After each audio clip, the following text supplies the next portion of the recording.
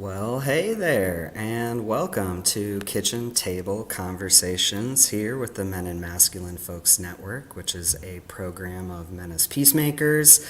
Together, we are shaping new meanings of masculinity that are authentic, caring, and thoughtful. My name is Sean Hayes, and my pronouns are he, him, and his. And yeah, as many of you may know, each month we come on here, we do 2 conversations where we choose a topic for the month that can help us as men and masculine people start to identify what our role is within communities and helping to create those safe and thriving communities. So every month we host 2 discussions. The first one, we do a little bit of learning with each other and whoever's a part of the conversation. And for the second one, we talk a little bit more about what are the practical ways that we can show up as men folk to create this positive change that we want to see. So these conversations are a way for us to learn new things from different perspectives, as well as for a chance for us to model how every single one of us can have a conversation at the kitchen table with the people in our lives. So we're thankful for those of you who are able to join us, whether you're watching live or catching it later, or maybe listening on the podcast version now. Thank you so much for joining us. And so, yeah, for the month of August, our conversations are going to be focusing on community level conditions. And specifically today, we're going to be talking about transphobia and homophobia and the ways those 2 things show up and how they impact folks within our communities. And as you can see, we're very excited to welcome our special guest star today, Mac Mars. Mac is the Systems Advocate and Advocacy Coordinator at the Program for Aid to Victims of Sexual Assault, or PAVSA, here in Duluth. So, yeah, we'll get going here. Mac, would love to hear from you if you want to share an intro and then maybe a brief story about how you got involved with the work that you're doing today. Sure. Buju nindinoe maganato, makunsindigo nishinabe mo, makwandorem. Wajash gonna be khan and dunjaba mino amasabi khan and da. So, hello everybody. My name is Mac. I'm Bear Clan. I also have family from Green Bay with the Oneida Nation. I'm a Fond du Lac descendant. My pronouns are he, him. Um, I don't know who. In terms of how I got into this work, it was kind of a windy road.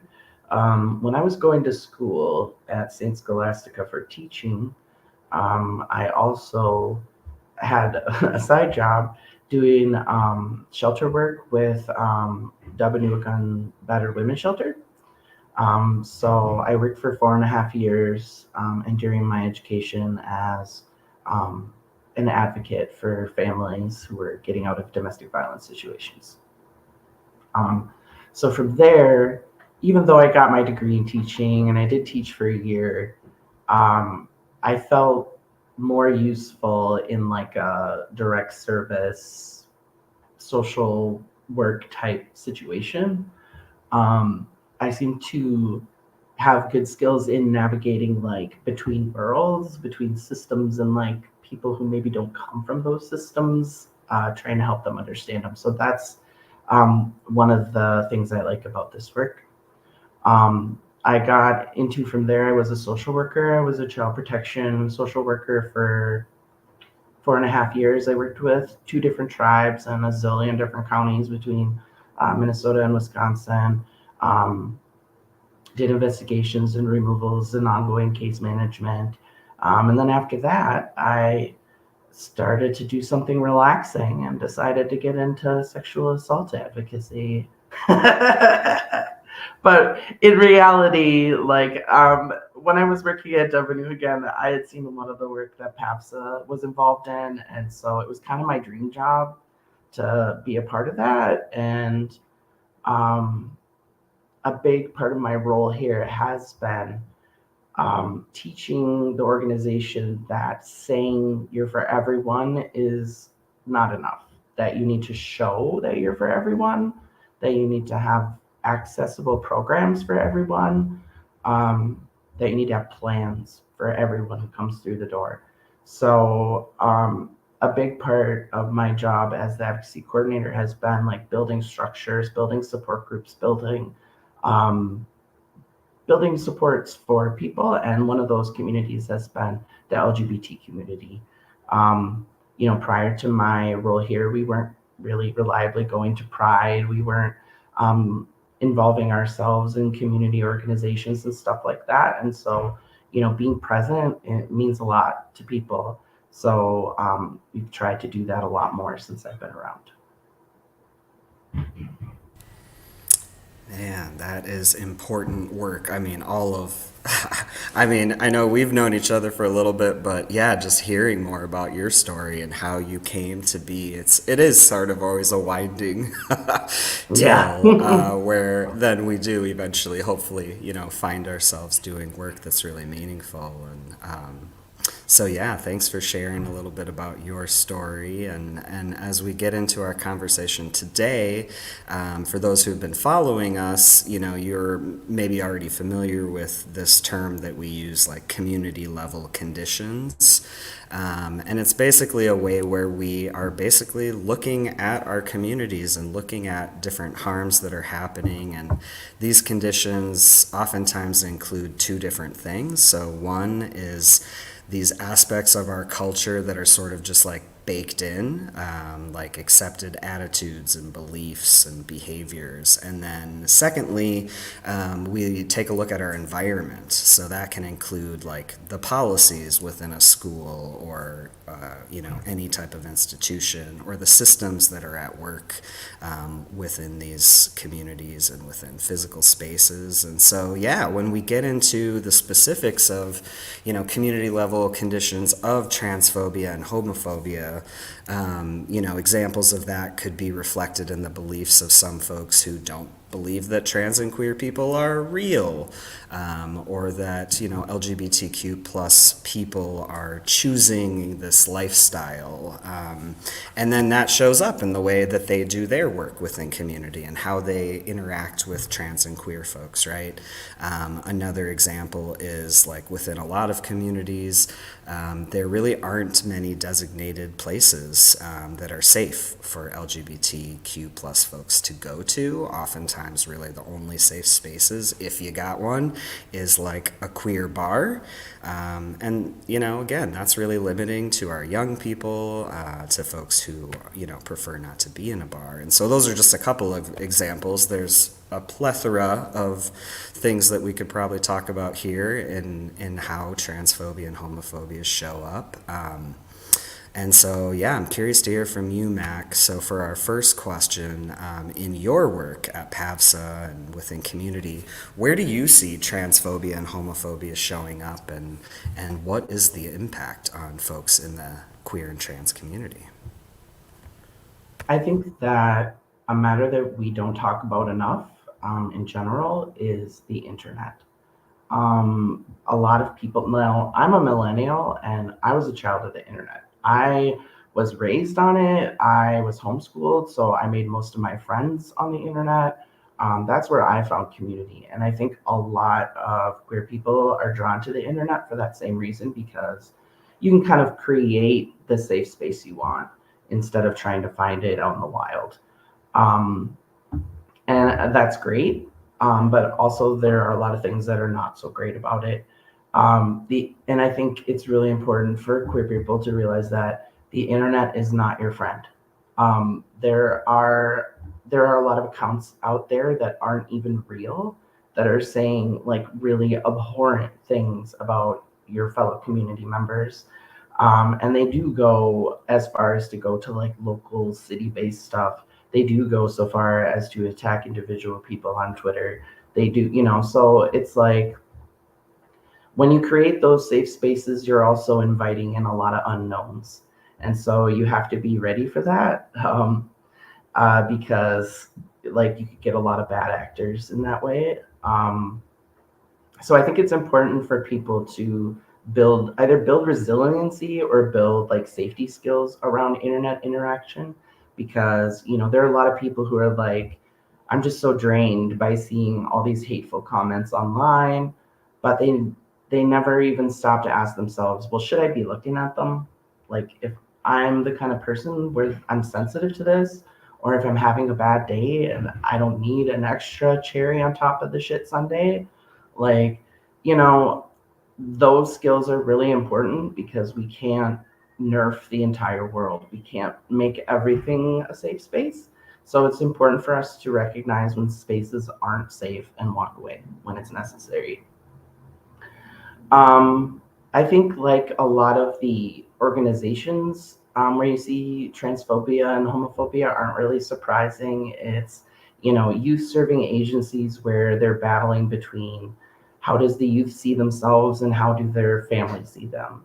What pronouns or identifiers do we use?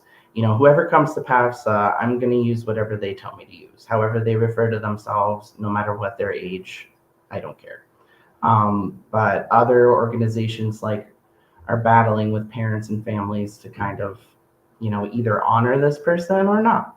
Um, Also, it's a lot of like religious organizations, places where like it wasn't a problem until the person decided to be themselves. So there's a lot of that as well. And then I think like as part of these internet safe spaces, um, we've become like a gatekeeping machine because we want to make sure that everybody who's there is safe. And so, as part of that, like there's a lot of differing ideologies, thoughts, ideas that go on in these communities, even like bad stuff. Like, I feel like I can't talk about the bad aspects of being transgender because it's not a walk in the park. There's things about it that are difficult. There's times that are harder than others. There's days you have where people treat you like crap and you need somewhere to go with that. And a lot of those spaces don't want that kind of talk. They just want positivity, positivity.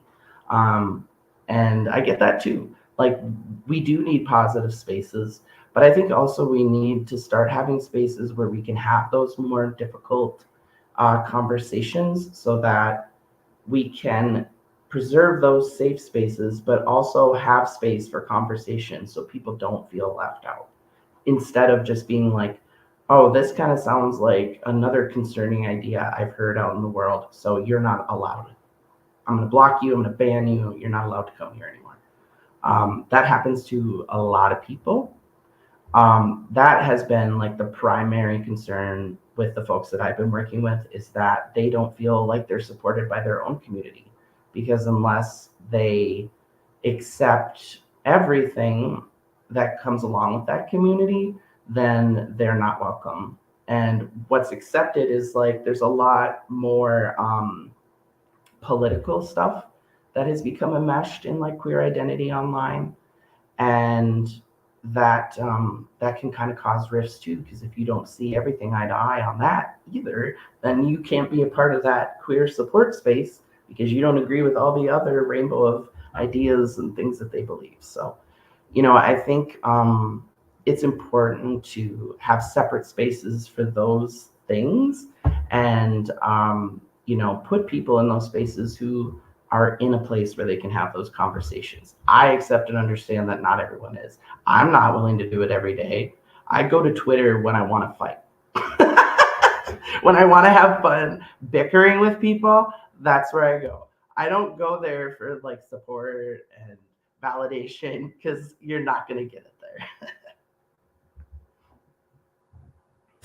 Yeah. Oh man, that's that's the truth. And I really appreciate that you brought up this, the online spaces, because that is such a huge part of our world now and of younger generations coming up. Everything is so tied to being online or to being on these social media, different platforms, and the amount of, like you said, just pure hatred and violent stuff that is out there that people are kind of spewing, like behind this sort of keyboard warrior stance that is very easy to get into, like I've been there myself where I'm like, well, if I just jump into these comments, I can change, everyone's minds. And Yeah. it's like, people aren't in the comments to be curious about other people's perspectives. We are all sort of going there to try to change everybody's minds and then the defensiveness comes up, right? And then you're arguing with someone online. And if you don't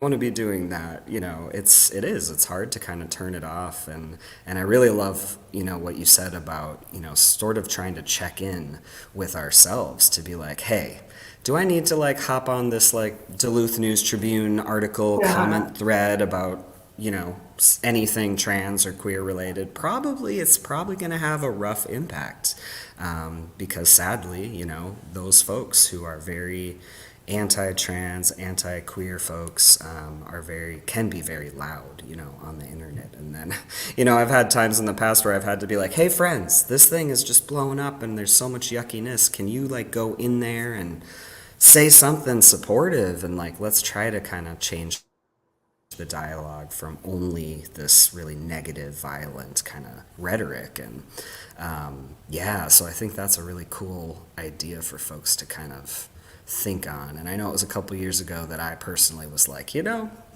I don't have a place in the comments. Like I'm not invested in these kind of sort of online conversations that don't really go anywhere. And it makes me feel awful to read what some people write. And then how is that impacting the rest of my day and the people I'm around? And so yeah, that's a whole nother. We could probably have multiple hour sessions just Yeah. talking about that piece of it. And then yeah, like the different ways I think a lot of organizations now are sort of aware of the fact that they need to do better and aren't really sure how, or they're, kind of like you shared, that it's like, well, let's make sure we have a line on our form for pronouns. Let's make sure we, change some of our paperwork around. And I think oftentimes it gets lost that like this is another human that you're interacting with, someone who's coming to you for help that you say you provide to the community, and then for that person to show up and be treated terribly. That's why we see a lot of folks in the LGBTQ plus community not reaching out for services, because they've either had a bad experience already or multiple bad experiences, or they're just afraid of that. Like they just sort of assume that people aren't going to know how to talk to me like a regular person, or it's going to be weird, or, whatever. Well, and I think And like people and the internet might also probably also contributes to this, that people kind of have this sense that like everyone who isn't from our community is um, angry at or hateful towards our community. But I mean, like the average person who works with the public has to interact with people that they think are weird. It's just a part of the job, and you have to just kind of smile, nod, keep it pushing. You don't confront everybody with a weird haircut, you don't confront everybody with a weird outfit. You just go on with your job, and if you do that, you get fired anyway. So like most people, when you go out into the public, they're kind to you. Like most people want to provide the service, they want to do their job without getting fired, they want to like make people come back and spend money again. So most places, like in terms of face-to-face treatment, are going to be open. It's one it's once you get on the internet where you are disassociated from everything and you're just attacking an idea, that like you can be super vitriolic and awful.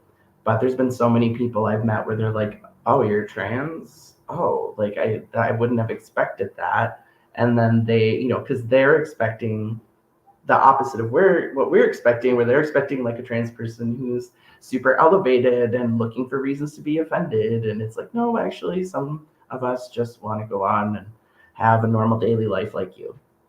So, I think it's important to acknowledge that those sort of people exist, but probably a lot of them aren't out in the real world interacting. I think that's a big part of it, is we need to get back to having in-person communication, in-person interactions, because the internet just makes everything feel less real. And we've always known that, and we kind of try to ignore it, but it does, but it also has an effect on our real life because it has an effect on our psyche.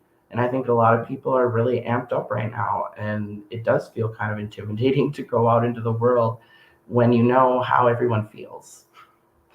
but how they feel isn't necessarily going to be how they act on it because there's consequences. As I am trying to teach my child, there are consequences for your bad behavior, you know?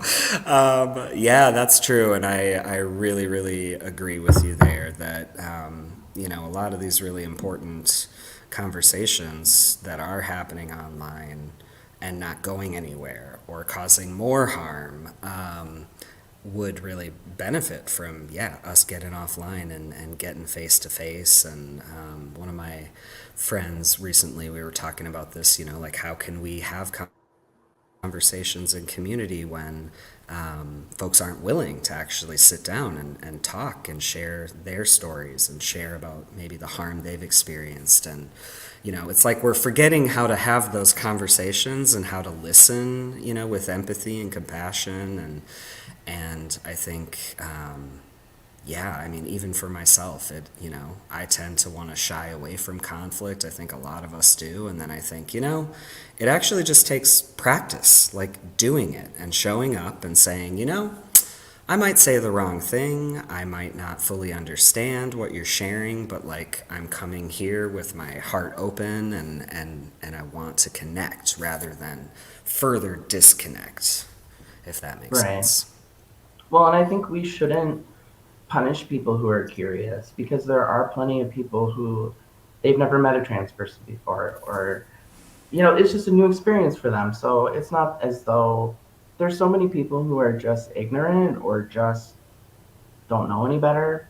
And I think like people assume malice. And we have to, some people have to be able to have those conversations and say, nope, you don't say that, you say that, and then be able to move on with their day and not be harmed by that. I realize not everybody is able to do that, but that's, I think, why you need to have those skills where you're like, okay, this is reaching a point where it's making me upset and it doesn't really even have anything to do with this person. So I think I need to take a step back and be like, hey, here's a resource for you because I can't do it. And I mean, there's plenty of times I've had to do that as an advocate too, where I'm like, you know what, it's Saturday night, I'm at the bar, I just want to hang out and not listen to sexual assault. So I'm sorry, but here's the helpline. Like, I got to do, there's time for you. You got to have time for you. And I think another part of our community that causes us to suffer is like the constant catastrophizing. Like, if you're online again, the algorithm is going to show you things it thinks you want to see, and that's going to include scary shit. It's going to include crime and violence and all these things. And so they're going to show you like the worst of everything, and probably going to leave out like all the normal everyday life that goes on all the time. So like, I guess I just want to encourage people to get out in the world, because I know after the pandemic I didn't want to. I wanted to stay in my house and hide. And I was like, if that's the way it is out there with those people, I don't want to hang out. Like, but the more you actually get out there and you interact with folks, you're like, oh, most people, they're so in their own head that they're not worried about what I'm doing or wearing or how I look. So like, I can just keep pushing. That's right. We gotta keep pushing. Oh, all the time. And this is perfect. I'm gonna pop up our next question because I think we're already sort of starting to touch on this. But what ideas, Mac, do you have on how we can start to change these conditions so that our queer and trans folks can start to heal from harm and really think about what thriving could look like in our communities? Well, like I already said, I think it's important to have the face to face contacts. Even if it's just like going to your grocery store in person instead of ordering them, or going to Walmart instead of ordering from Amazon, like having interactions with people is really important, and it's going to sort of build your social battery. Um, I think that something that we don't talk about a lot is that we kind of group all folks who are gender nonconforming, non-binary, and transgender, whatever flavor. We kind of put them all in one support space. But a lot of the time, our goals are opposed. So, like, I'm a binary trans man. I love the binary. I want people to like. I want them to see me on the binary. I love that. That's cool for me. But like a GNC non-binary person, a lot of them don't like the binary or feel like they're rejecting it, or they can't relate necessarily to wanting to be on it when they're constantly fighting against it. And I think those two concepts have a lot of arguments. And as a binary trans person, a lot of the time, you can feel like there isn't space for you because a lot of the spaces can feel overwhelmed with gender nonconforming people. And I'm not saying that their situation isn't necessary for support or anything like that, like, or in any way less valid. I'm not saying that in any way. It's just a very different experience, and I think that's okay to say that. Like, I am fighting to be seen a certain way on a binary, and I understand that I have that privilege, and that at some point people are going to be able to look at me and say, "Oh yeah, that's a man." As a non-binary person, is that ever going to happen? Is anybody ever going to look at them and say, "Oh, you're non-binary"? Like, they're always going to have to introduce themselves and explain themselves. And so I understand that that's like a whole thing. I'm not trying to invalidate that whatsoever. So I just want people to hear me when I say that. I just think that we need like support spaces for people who can talk about the binary and how they want to be on it without hurting the people who are trying to fight against it and who deal with that every day, because it is an opposed position. And a lot of the time when you try to go in there and talk about like this is what it's like to be a man or a trans man, um, a lot of male and masculine folks, we have to almost fight harder to be heard because it's assumed that, well, you're a dude, it's just easier. Um, and in some respects, that's true. Like, testosterone is a hell of a drug. Like, I know trans women have to go through a lot more than I do to pass. I know that trans women have to adjust to being viewed as a woman and having to deal with like sexual harassment and fear for their safety in ways they didn't have to before. But trans men also have to deal with isolation. And where before we were receiving like positive feedback and compliments and hugs and physical affection, people now more like keeping people at bay. And there's a reason for that. I get that too. But it's an adjustment. And those sort of things are harder to talk about with people who don't go through them. So, or who don't think they should exist. So it's just, I think we need to be more specialized and have more like independent groups, and not like we need to silo people from each other, but just be like, hey, if this is the kind of conversation you're down to have, come to this group. Or if you want to have like just a more, we're sharing our experience and whatever, or if, here's where you can share a non-binary experience. Here's where you can share, but having more specialization instead of acting like we all fit under the same umbrella and we all receive uh, assistance the same way, support the same way. We don't. Yeah, oof, this is I'm enjoying this conversation, so I'll say that. And then, yeah, I really like what you're saying about like it's so important to have multiple spaces to be able to choose from, and that's like where we see this happening, right? Transphobia and homophobia, like there aren't a bunch of options right now, Yeah. like when I think about like, the Northland area, and I personally have been out as trans. Actually, I'm coming up on 10 years, which is crazy. How Wow. cool. This Congrats. year it'll be 10 years. Thank you. But, 10 years ago when I first came out, there was one group that was meeting twice a month.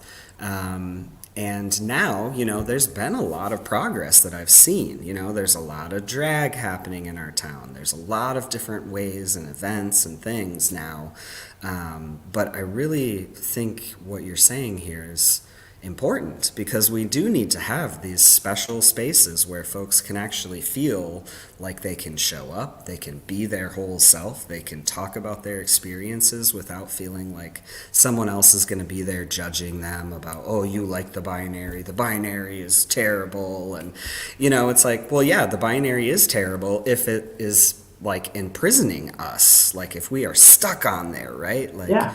but we have choice. We have choice, right? And so Yes. I really like that idea of like having or creating, spaces where folks can really show up and say, this is what it feels like to be a non-binary person in Duluth, Minnesota right now. And that is something, again, I would have no clue about because that's Me not my either. experience.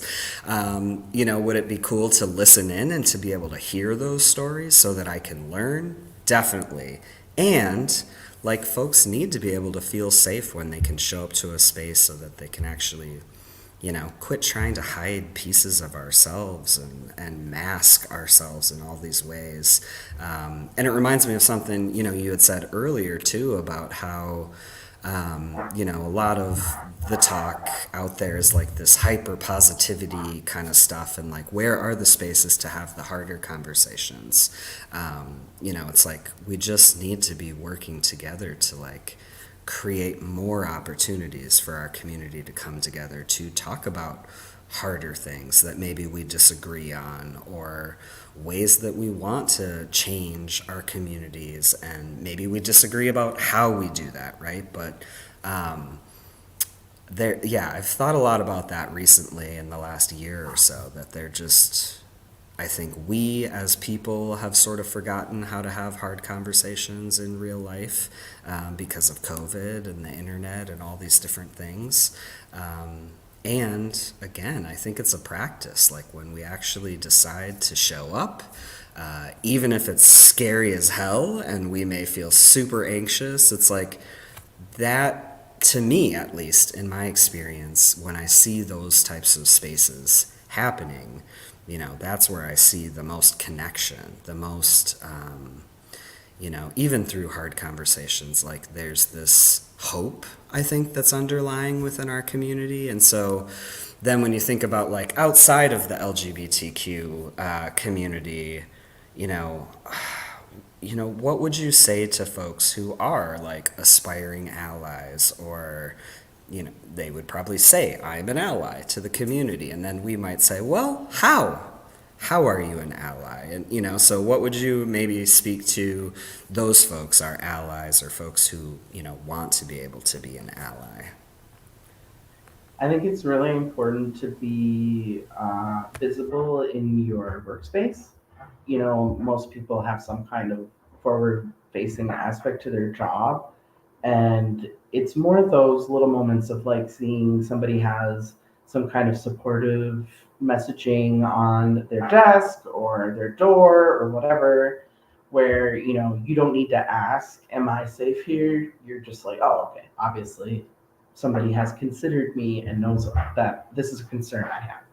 So, that tells you a lot just seeing that, that somebody would go that far. Because, who knows? Maybe they have received some backlash or somebody's talked to them about it and it still remains. So, like, there's a lot that could go into that you can infer by seeing it. I think, like, engaging the LGBT community at your workplace, especially if you have, like, a forward facing role, or you work in community social services, that kind of stuff. It's important to go to places where the people are instead of assuming they will come to you. um, like, they have to, I mean, to be honest, they have to be dead ass desperate before they get to the point where they're like, I'm going to risk transphobia to go to PAPS.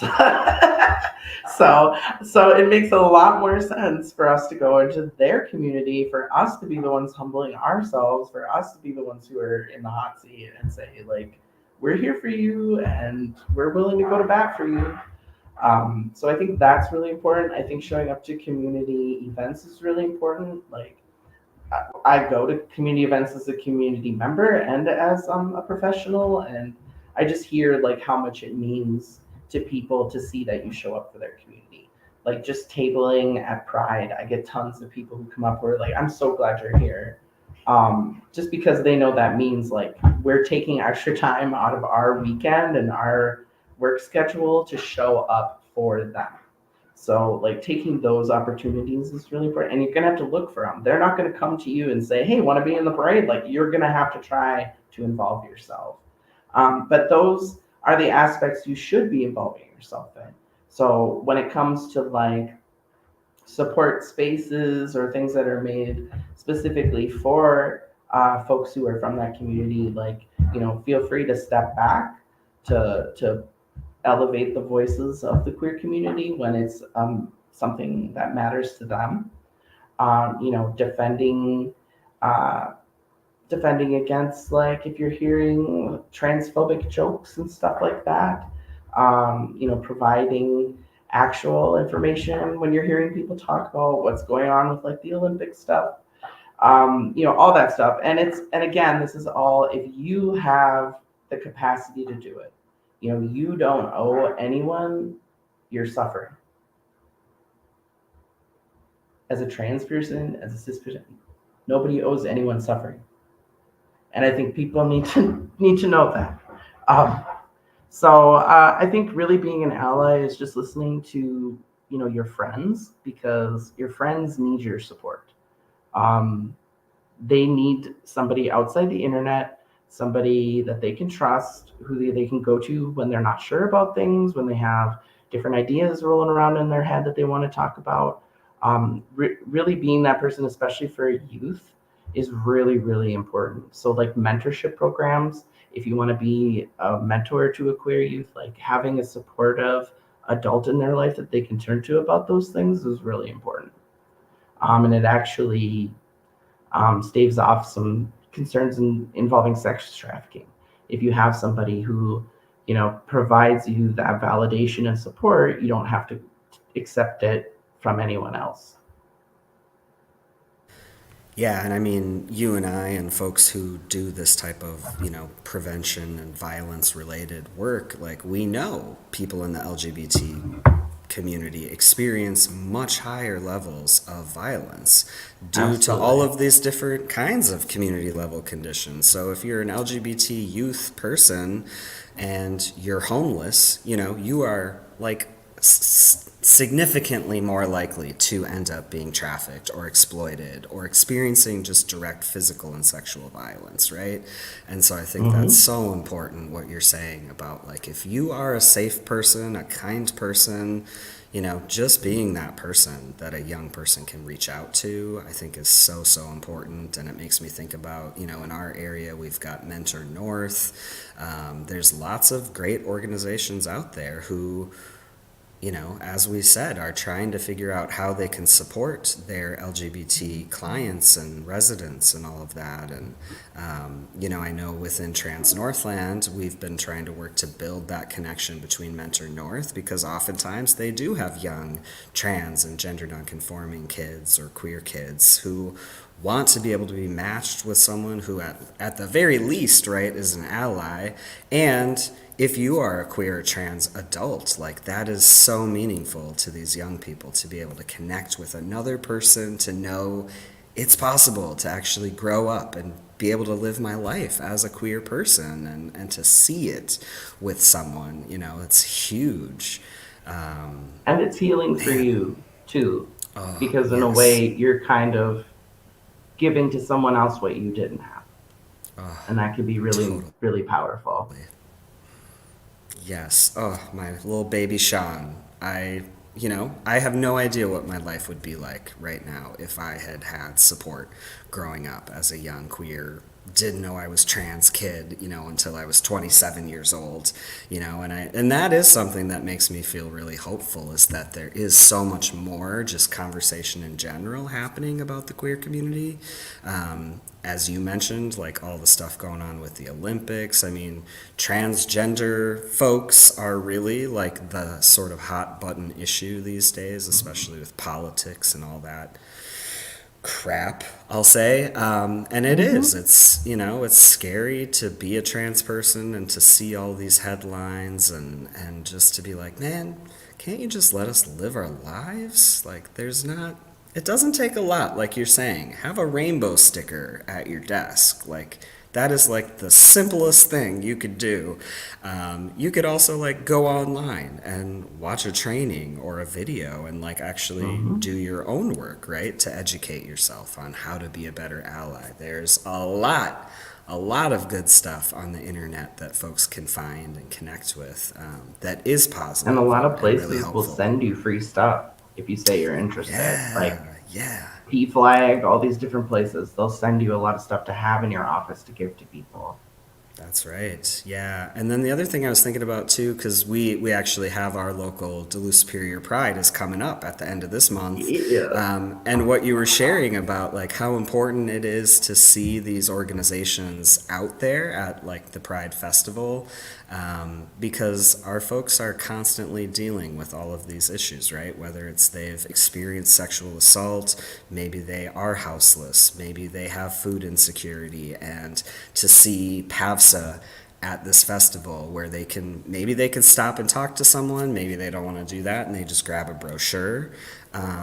It's huge because I think a lot of folks in our community will look to the other queer and trans organizations and they reach out to us with all of these issues that they're dealing with and barriers and community and we aren't experts on all of that. So something that I've worked on within Trans Northland is building the connections within these different organizations. If I know Mac is at PAVSA and I've got a trans person on the phone who's like, I just experienced this assault, I'm going to send them right to you, because I know you. I know you're a safe person for them. I wouldn't say call the hotline because I don't know everybody at PAVSA, but those Mm-hmm. connections that we can build within our community to say, oh, hey, you need help finding some housing related stuff. Hey, Chum's got a table over there and you can learn more about what they provide. And it's just so important that folks can see that there are people out there who can help.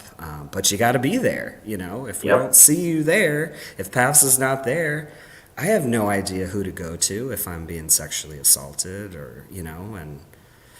and that's a terrible spot to be in for folks, to feel that isolation, to feel, to be dealing with the trauma of that and pain and yeah, that I think is the scariest part of it when people are out there hurting and they just don't know where to go or who to reach out to for help. We also do a lot of recruiting at Pride for volunteers because we want our volunteer base to be reflective of the community that we see. So, we have picked up a lot of, transgender non-conforming folks from Pride who are committed to seeing better things happen in their community and being a part of that. So, that's another way that allies or people from the community can be a part of it is a lot of these places have volunteer opportunities.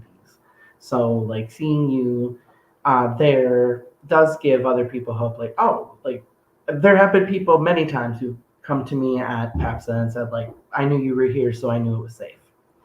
And I think that's really important. There's lots of different organizations you can get involved in, and then people know that you're a safe person. That's right. And I think, you know, I want our allies to hear that too, who are listening in, like the fact that someone would not go and get services because they're afraid, because they're worried about how they're going to be treated, and to hear, oh, I know Mac's there, I'm going to go. Um, you know, most folks, I think, in their heart of hearts, are kind people. They are Mm-hmm. people, especially working at these nonprofits, right?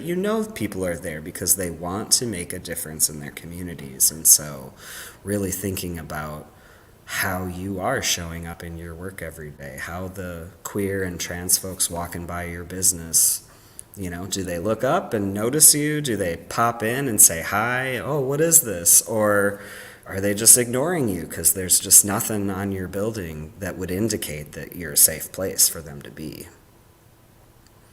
Yeah, and then being aware of your building in general. We are obviously in the building for women, which has been an issue for many people I've talked to. And so I think because that barrier is there, we need to work extra hard to let people know that they're welcome. Because I know that there's plenty of people who read that and go, "Oh, not for me then." And it's like, no, you're everyone's welcome, and everyone's welcome upstairs. Everyone's welcome, So um, we have to like work extra hard to make sure that people know that. So if it's like a place that might seem kind of traditionally hostile to queer folks, like say if you do work at like a religious organization or something, your visible presence is going to be even more meaningful.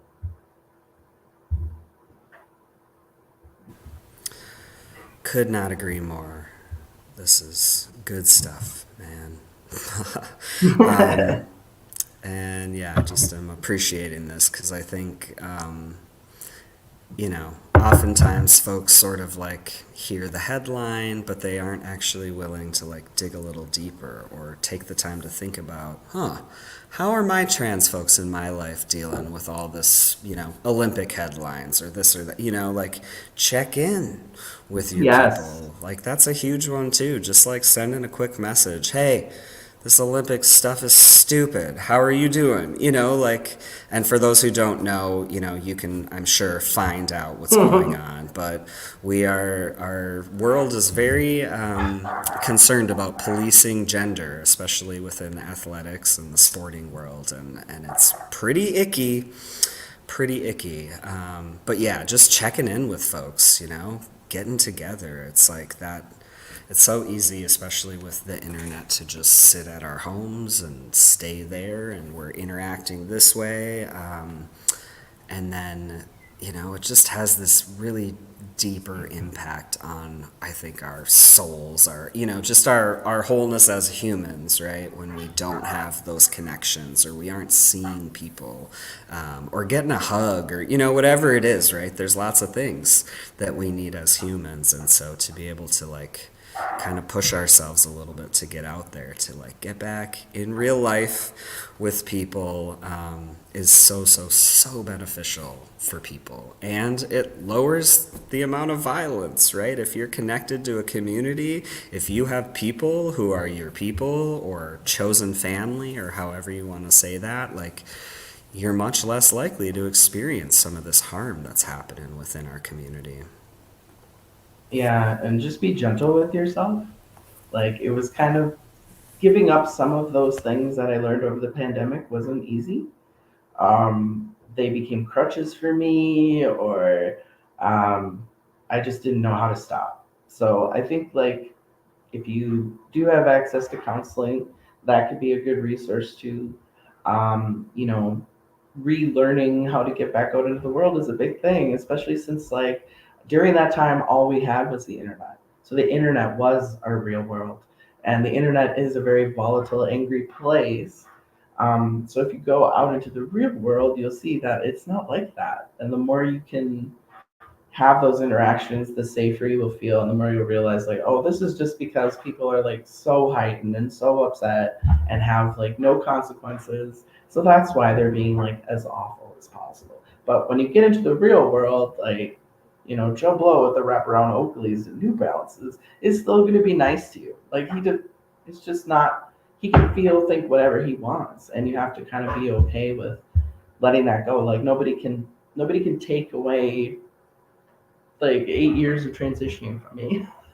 They can be as mad as they want. They can be as hateful as they want. It doesn't change the fact that when I go to pick up my medication, they make sure that they give me some instructions for my girlfriend. It's actually my medication, but they don't realize I'm trans, so they're like, oh yeah, this is for your girlfriend. So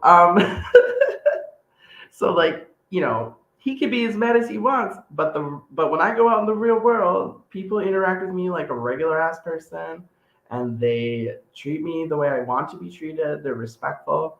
And so you have to like give yourself a bank of good experiences to weigh all the bad experiences against.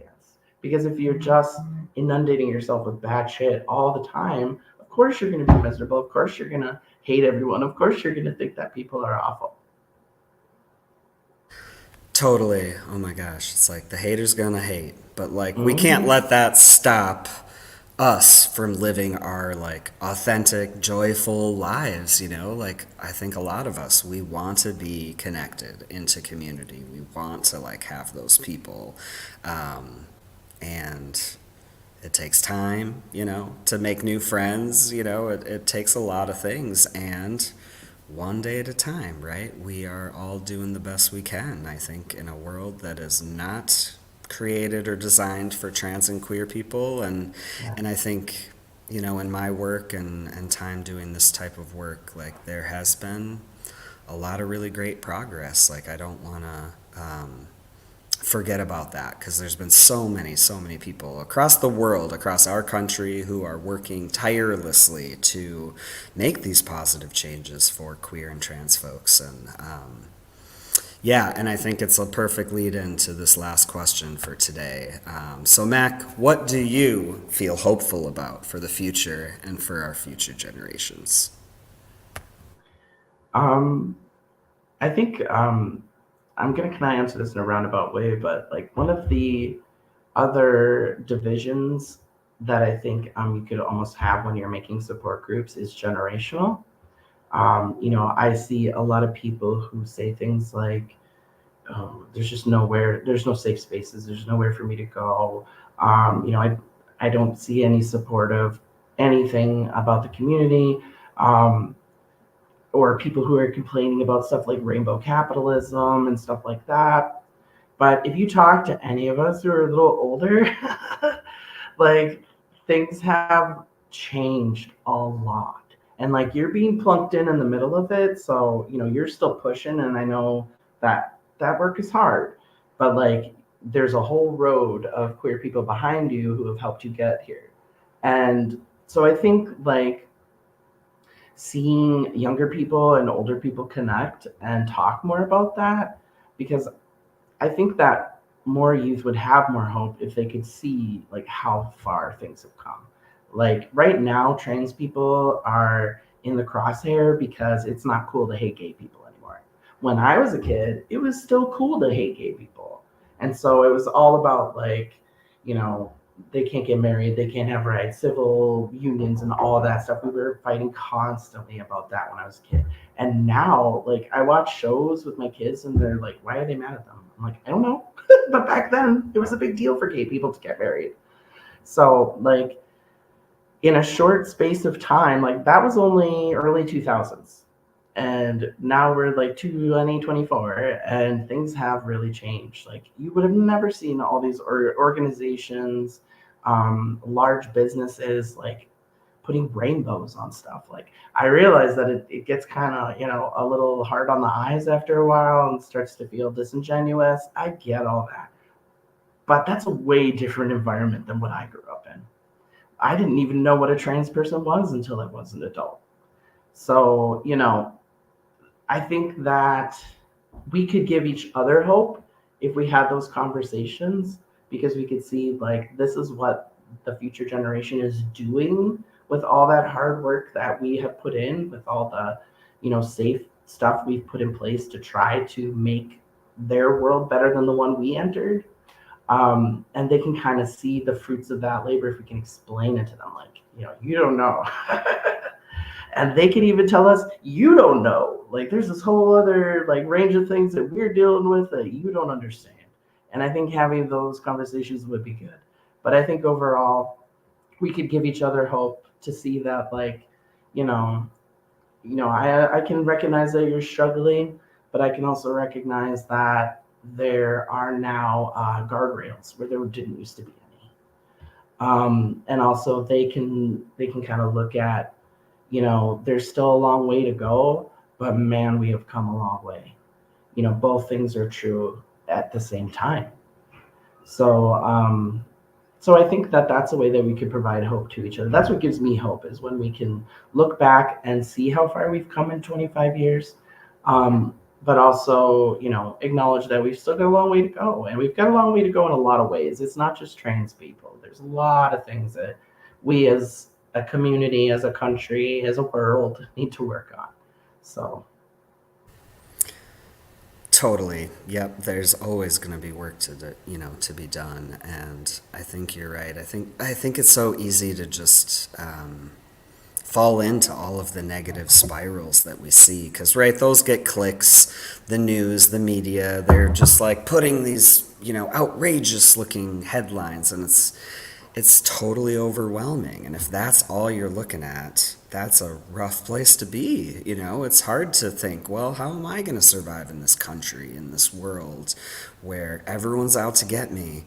And then, yeah, it's just so important to be able to look back. I mean, like you said, the early 2000s, I mean, I was just coming up in high school around that time, and I was, there were rumors about me being gay in high school, and it was Same. terrible. It was awful. And like, Yes. I'm sure that all still happens in schools, right? Schools aren't perfect now. Like, we still have a lot of work to do when it Absolutely. comes to bullying and how do we support our trans and queer students.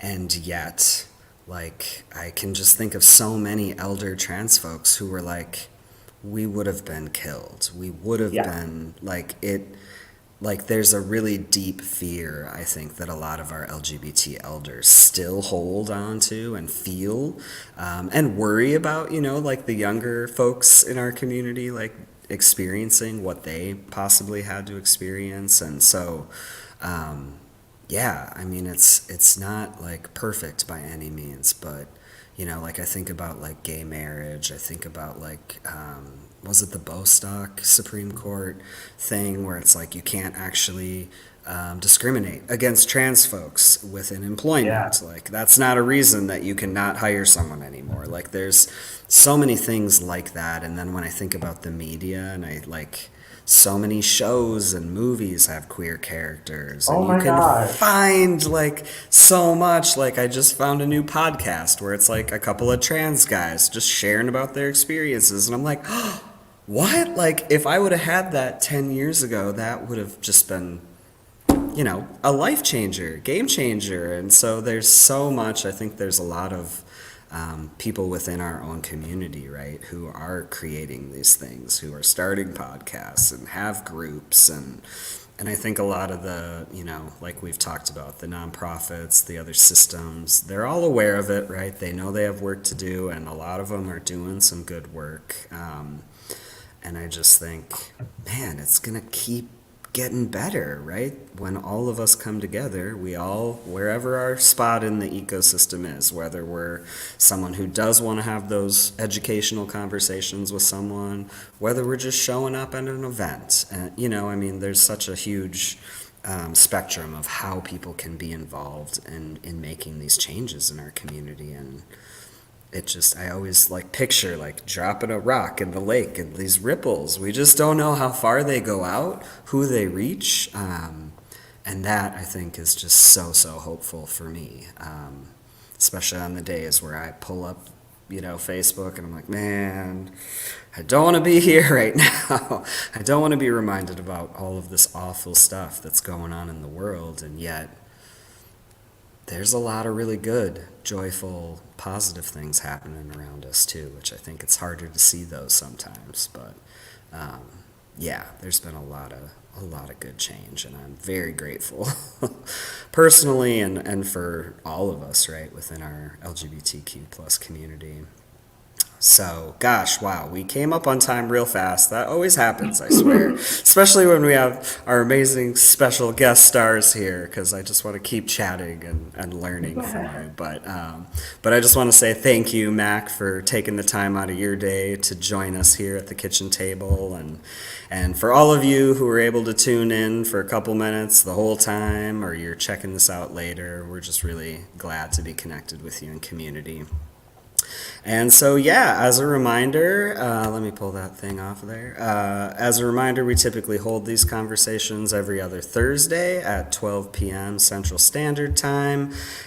Just so everyone's aware, we will be taking a little bit of time off, maybe a month and a half, to do some planning. And sadly and excitedly, this is actually going to be my final kitchen table conversation, as I'm going to Oh, be moving on for for Men as Peacemakers to do some exciting things in community. So I've just got to say, being a part of these has really, been a game changer for me personally.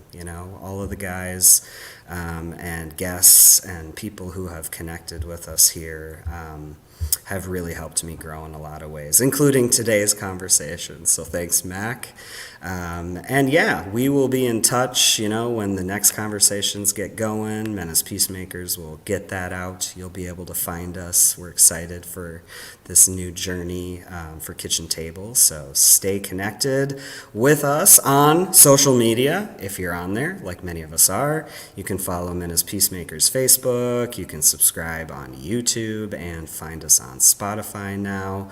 And if you happen to be watching this as a part of your virtual training for the Don't Buy It project, you can check out the description below to find instructions for downloading the discussion and activity guide.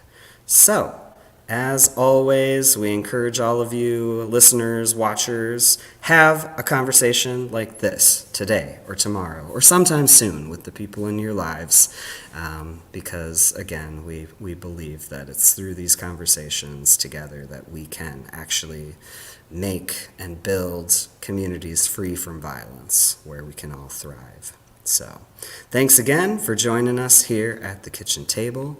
And we will see y'all later.